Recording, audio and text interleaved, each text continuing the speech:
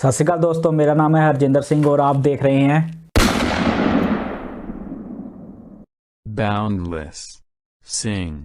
दोस्तों आज की इस वीडियो में हमारे कुछ दोस्तों के फ्रेंड्स के डाउट्स हैं वो क्लियर करने जा रहे हैं। तो ये ज़रूरी नहीं है कि ये डाउट सिर्फ उनके ही हों, किसी के भी हो सकते हैं। तो मैं स्टेप बाय स्टेप सब जो क्वेश्चंस आए हैं उनके मैं आपसे बात करूंगा और उनको क्लियर करने की जितना मैं जानता हूँ, इन्फॉर्मेशन रखता हूँ इस चीज़ के बारे में, उतनी मैं क्लियर करने की कोशिश करूँगा।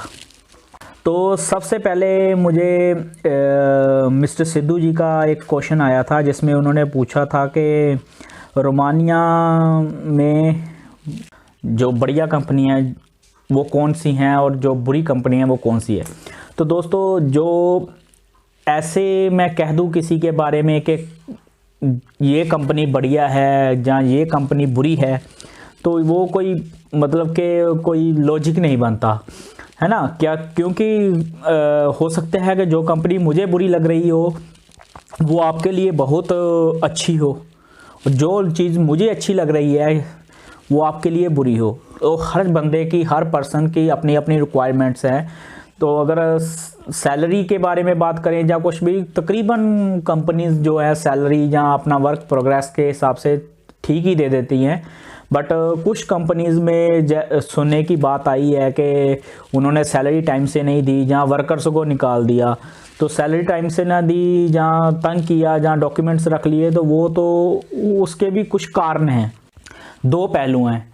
पहला पहलू तो ये है कि कंपनी में कुछ गड़बड़ी हो सकती है, वो नहीं चाहते, जहाँ उन्होंने आपके एजेंट के साथ मिलकर कुछ फ्रॉड किया है आपके साथ, तो चलो वो तो एक कारण हो ही सकता है। बट जो इससे भी ज़्यादा मुझे कारण देखने को सामने मिला है ना दोस्तों, वो ये है कि क्यों कंपनीज आपके साथ स्ट्रिक्ट हो गई, आने वाले वर्कर्स के साथ स्ट्रिक्ट हो गई।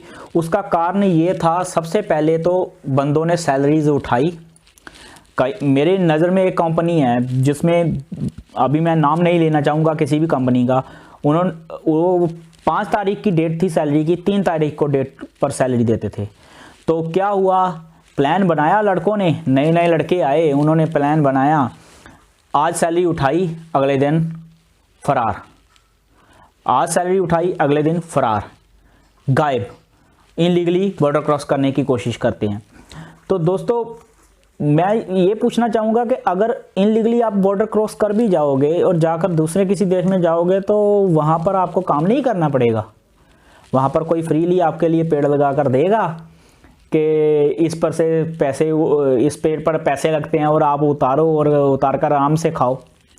नहीं भाई, वहाँ भी जाकर काम करना पड़ेगा। अगर लीगली आप खुश नहीं हैं किसी काम में, तो इनलीगली जाकर आप कैसे खुश रह सकते हो।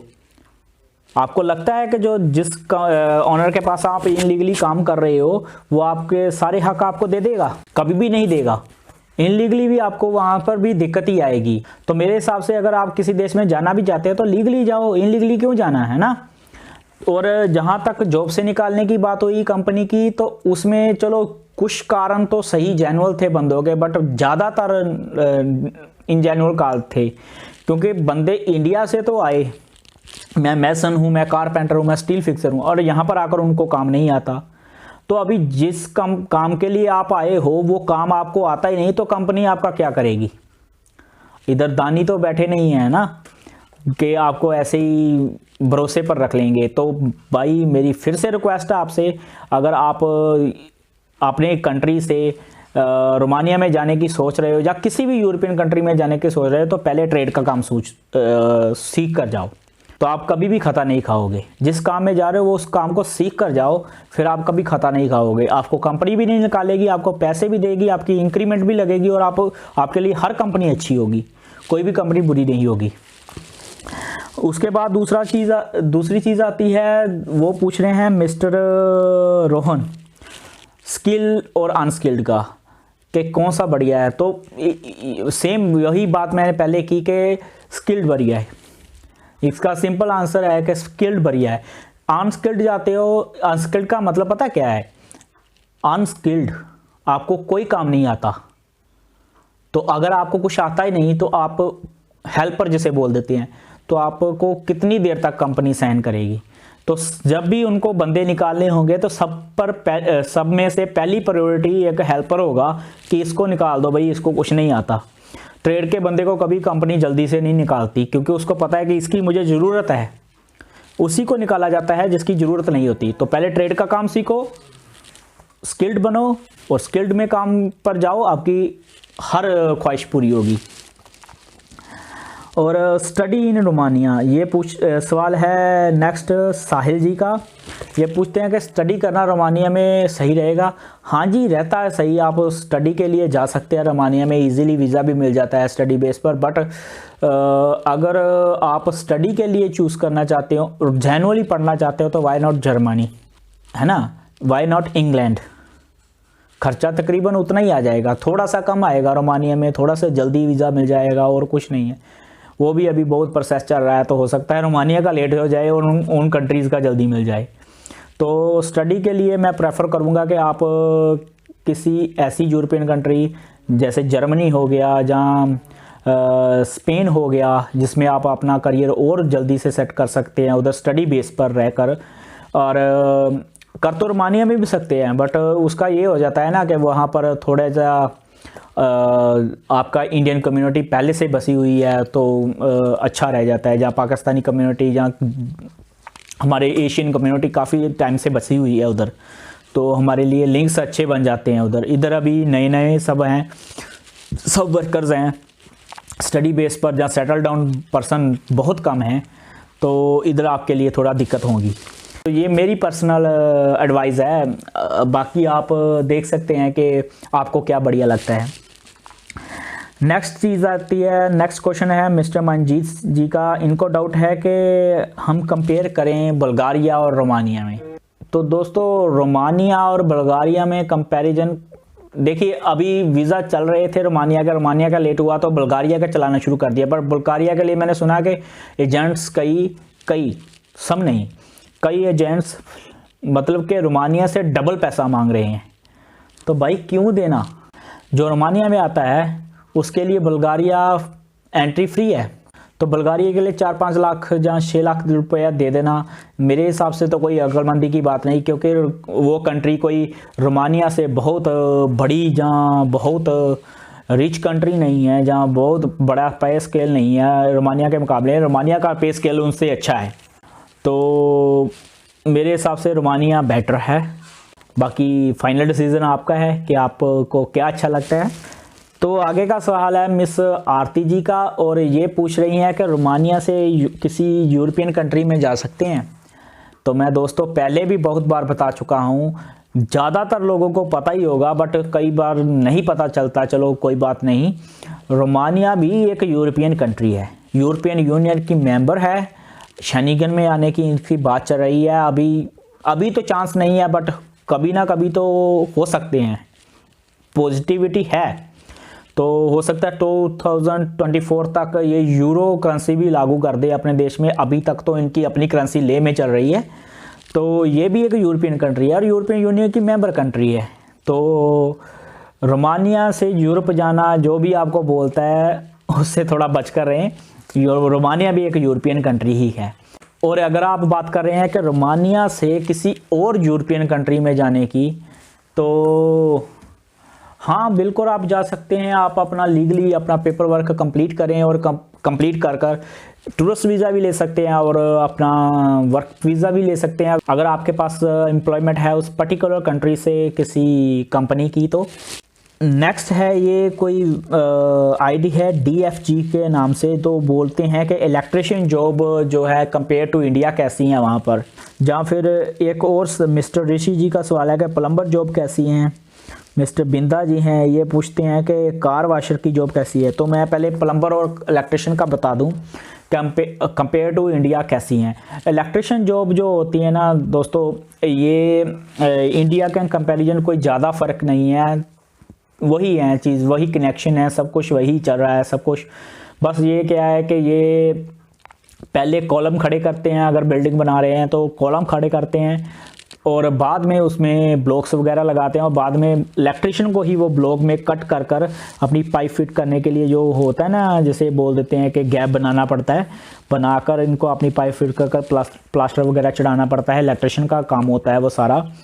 तो वही सेम चीज़ है इंडिया, जैसे इंडिया में बड़ी बिल्डिंग्स बनती हैं वैसे ही सेम इलेक्ट्रिशियन की जॉब उधर है। कनेक्शन वगैरह सब ज़्यादा कोई खास फ़र्क नहीं है। अगर होगा भी तो जो इलेक्ट्रिशियन है वो आराम से वो चीज़ें हैंडल कर सकते हैं, वो खास फ़र्क नहीं है। हाँ, प्लम्बर की जॉब में थोड़ा फ़र्क है। प्लम्बर का क्या है कि हमारे इंडिया में क्या होता है कि पाइपलाइन से जो आती है ना, कंक्रीट के बीच में डाल देते हैं, तो वहाँ पर ऐसा नहीं होता। जितनी भी पाइपलाइन है, चाहे सीवरेज की होगी, चाहे वो वाटर ड्रेनेज की हो गई, चाहे वो गर्म पानी की, ठंडे पानी की, जैसी भी पाइपलाइंस होगी वो कंक्रीट के बीच में नहीं होती, वो दीवार से बाहर होती हैं और अलग से होती हैं, सेपरेटली होती हैं। और उसके बाद उस पर उनको कवर किया जाता है जिप्सम बोर्ड की जो होती है शीट लगाकर सामने, और वाटर टैंक वगैरह सब दीवारों के साथ फिक्स कर कर सामने जिप्सम की बोर्ड लगाकर उसको फिक्स किया जाता है, पीछे छुपाया जाता है।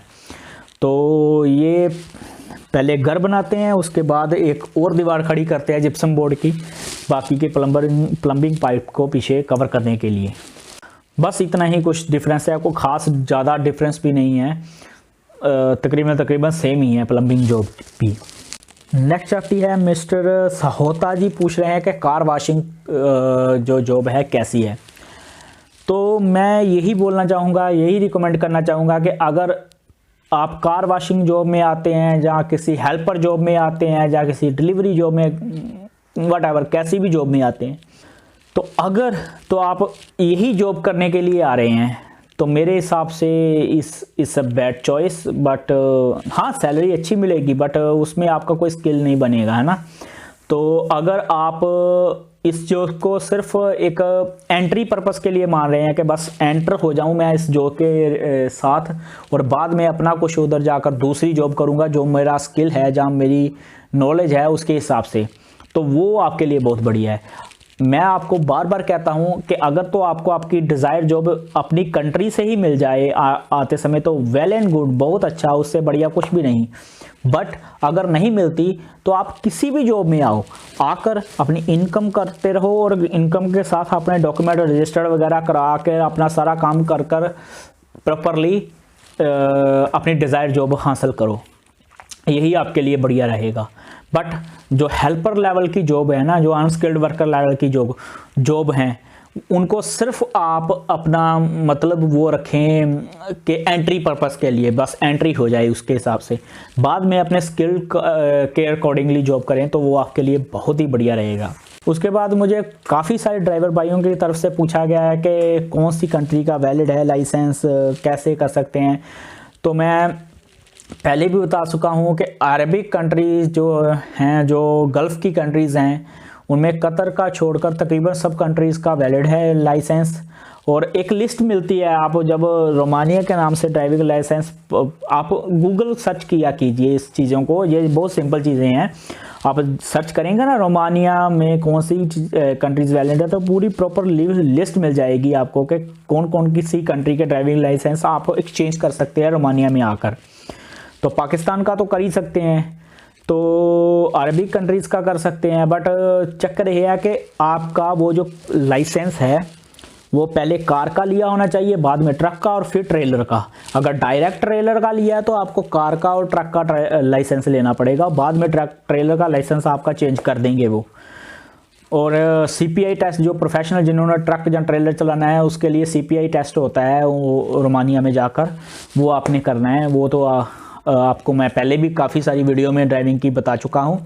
और अगर आपने सिर्फ एक कैब या कार चलानी है तो फिर आपको उसकी कोई दिक्कत नहीं, बस आप लाइसेंस लें और चला सकते हैं। और इंडिया का जो है कि इंटरनेशनल जो लाइसेंस है इंडिया का, वो आप उस पर आप इंटरनेशनल ड्राइविंग परमिट लेकर अपने ऑनलाइन लाइसेंस पर उधर जाकर 1 साल के लिए आराम से ड्राइविंग कर सकते हैं और आपको कोई दिक्कत नहीं है। तो मैं हमेशा ही कोशिश करता रहता हूँ कि आप तक हमेशा ही जेन्युइन इन्फॉर्मेशन पहुँचे और कभी कोई गलत इन्फॉर्मेशन आपको मिसलीड करने वाली इन्फॉर्मेशन आप तक ना पहुंचे, खासकर कम से कम मेरे ज़रिए से तो ना पहुंचे। तो इसके लिए मुझे थोड़ा टाइम लग जाता है थोड़ा बहुत सर्च करने में। बट इस समय प्रॉब्लम ये भी है कि मैं वोकेशन पर हूँ, जैसे मैंने पहले ही बता दिया है, और मैं घर में हूँ और कुछ अपनी बिजनेस के कारण मैं वीडियो ज़्यादा नहीं डाल पा रहा। वैसे मैं हफ्ते में 2 बार वीडियो डाल देता था, सैटरडे और ट्यूसडे को। तो अभी हफ्ते में सिर्फ एक ही बार वीडियो डाल पा रहा हूँ। बट जब मैं फिर से कंटिन्यू कर पाया तो मैं फिर से पूरी की पूरी लेटेस्ट इन्फॉर्मेशन आपके लिए लेकर आता रहूँगा। चलिए दोस्तों, आज के लिए सिर्फ इतना ही। अगर इन्फॉर्मेशन आपके लिए काम की रही हो तो वीडियो को लाइक कीजिए, शेयर कीजिए अपने दोस्तों के साथ। चैनल की सपोर्ट के लिए चैनल को सब्सक्राइब कीजिए और बेल आइकन का बटन दबाना मत भूलिए, ताकि मेरी लेटेस्ट वीडियो का नोटिफिकेशन आप तक हमेशा ही पहुंचते रहें। तो चलिए दोस्तों, मिलते हैं किसी नई वीडियो में नए कंटेंट के साथ। तब तक के लिए सत श्री अकाल।